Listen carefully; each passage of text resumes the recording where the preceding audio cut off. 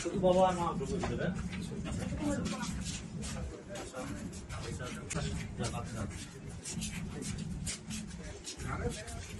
কে আসছে? আমার বাবা। আপনি খাটে বসেন, খাটে বসেন, খাটে বসেন, খাটে বসেন। কত কষ্ট দিয়েছে। আস্তে আস্তে আস্তে চাপ দিন না, চাপ দিন না, চাপ দিন না, চাপ দিন না। বাবারে আমি কই পাই। কষ্ট দেয়নি বুঝছেন, পাইছেন তো, পাইছেন না, কষ্ট দেয়নি বুঝছেন, অনেক যত্ন। আপা শুনে যান আপা।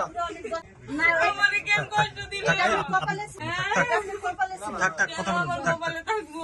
এই আপা, আপনি কে? থাক থাক, কথা বলুন। আলহামদুলিল্লাহ আপনি পেয়েছেন। জি। আপনার কি প্রথম সন্তান উনি? না না, এটা আমার তৃতীয় সন্তান। আমার আর দুইটা বাচ্চা আছে। দুইটা কি ছেলে নাকি মেয়ে? না, একটা ছেলে একটা মেয়ে।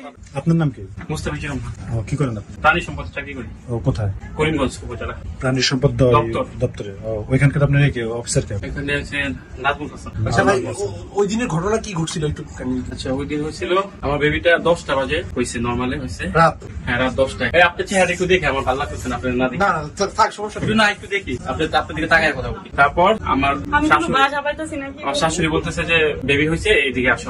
আমি ডাক্তার সাথে একটু সিজার এর জন্য খুব ইয়ে করতেছিলাম যে তাড়াতাড়ি সিজার করেন, আমার ওয়াইফের খুব কষ্ট। আমি সকাল 8টায় ভর্তি করছি হাসপাতালে। লাইট বন্ধ করুন। পরে আমি শাশুড়ির কাছে গেলাম, যাওয়ার পর আমার খুলে এনে বাচ্চা দিল। বাচ্চা দেওয়ার পর আমি নিলাম, 10-15 মিনিট পর বাচ্চা দিচ্ছে, খুলে নিলাম।